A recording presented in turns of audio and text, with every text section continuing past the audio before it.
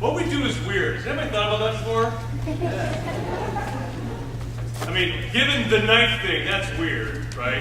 Selling knives in people's houses, that's weird. But this is weird. Like, this is weird. Because show of hands, you're getting paid to be here today. Nobody. Well, actually me. All right? I'm actually the only one getting paid in the entire room to be here. And yet you're all smiling like a bunch of dang fools. So what happened? So if you're not getting paid to be here, he's not getting paid to be here, you're not getting paid to be here, I'm the only one getting paid to be here. Why are y'all so fired up to be here? What's the deal? Who can tell me? To be better. What else? Other thoughts? Cheese knives. I'm here for a cheese knife. Right, well, that would be enough, right? That would be enough. Why else are you here? To learn. What happens if you learn? What happens if you grow? What happens if you become more? You make more money. You can become a better version of yourself. Become a better version of yourself, you can grow. If you will change, everything will change for you. I didn't write that, but it's good. If you will change, everything will change for you. We've got a handout coming around. Is it out there? Honey badger don't care. I love it. What we do is weird. The fact that we get a bunch of college students to sit in a room like this and they're excited about it, there's no food involved, is insane. It's weird, but it's outstanding. It's exceptional. It's different. You guys are going against the culture, aren't you? I mean, what does the culture say of 19, 20-year-olds, 17-year-olds?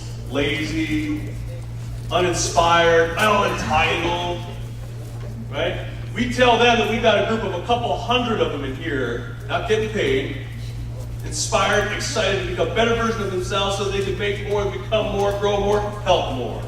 That is outstanding. We have an extraordinary culture here in our company. It's weird, granted, but it's an awesome weird.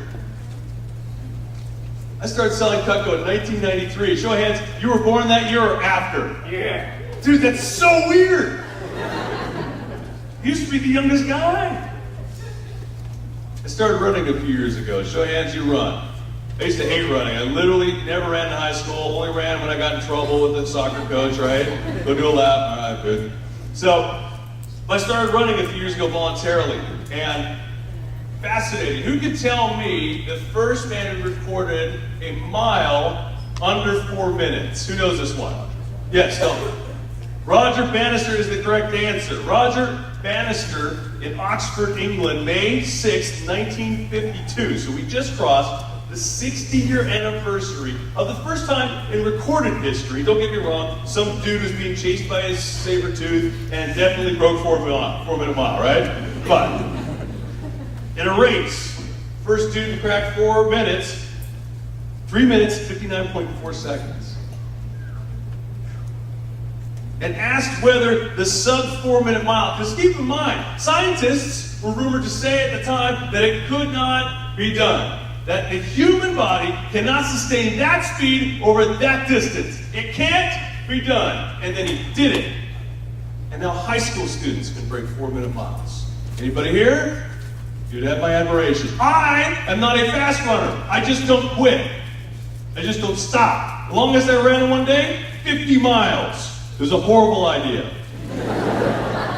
9.5 hours of pounding. I don't recommend an ultramarathon to any of you. Don't do it. I don't even like running. I don't like doing anything for 9.5 hours. And this thought occurred to me as I was running at hour 9. I don't like doing, I'm going to say categorically, I don't like doing anything for 9.5 hours. I don't like driving. I don't like sleeping. Nope, not even that. I don't like doing anything for 9.5 hours. So why do it? It took a lot of me to do it. It required a lot of growth. It required a lot of training.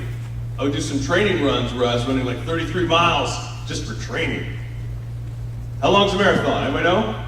26.2. I knocked out 26.2 and I was still 7 miles from home. I was like, I'm dead. Friends are still sleeping. I just knocked out a marathon and I'm not done.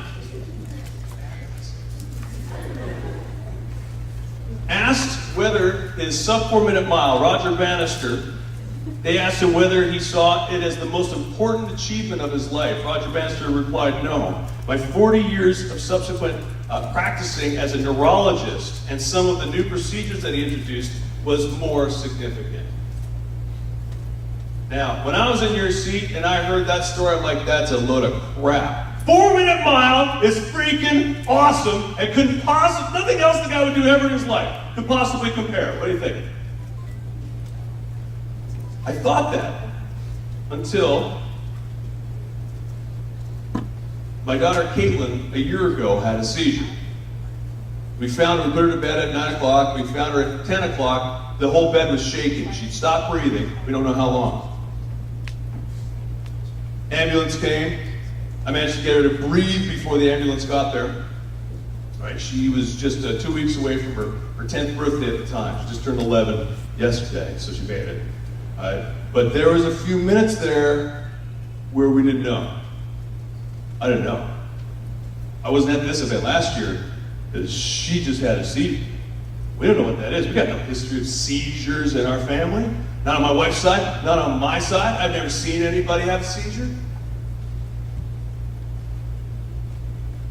She was diagnosed 2 weeks later as having benign Rolandic epilepsy. It's one that she should grow out of. It's one that fortunately only has seizures when she's sleeping. It's at night, so she doesn't fall, which is huge, right?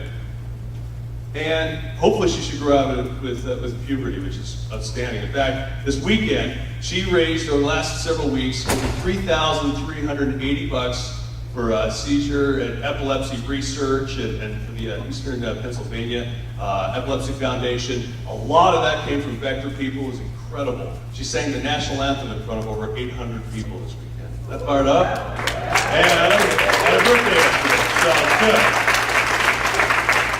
Why am I telling you this? All of a sudden, everything Roger Bannister did after the 4-minute mile meant a lot to me. It is relevant now. He became a neurologist. That's huge. What I'm trying to say is that helping people, could making a difference actually matter more than any individual achievement. Even the Olympics, even 4-minute miles, all that stuff. Could it? I'll tell you, for a dad, yes. Helping people. Helping people. I love June.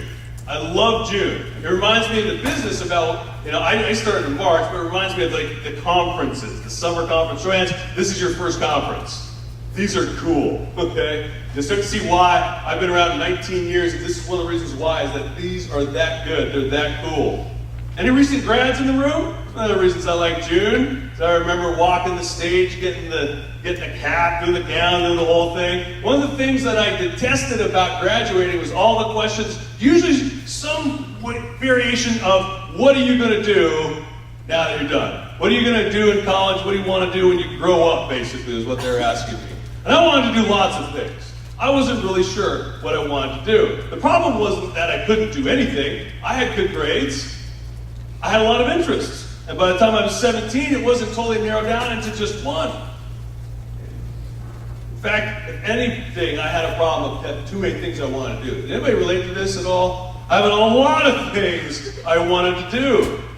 Now, when I was really young, I wanted to be like my dad. He was a salesman. I didn't know that. I just saw him carry a briefcase and wear a suit. Right? I just wanted to be like my old man. As I continued to progress, I liked speaking. I got into debate. So I thought maybe I should be a lawyer. But I also like the fine arts side of things. Maybe I should be an actor. And I originally did go to theater school for a semester and then quit.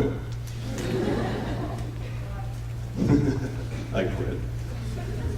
But I thought, well, I like helping people. I like having the light bulb go off. Maybe I should be a teacher. And my faith is very important to me. Maybe I should be a preacher. There's a lot of different options that I had. But one of the greatest reasons I hated the question, what do you want to be when you grow up, is I didn't know. I didn't know.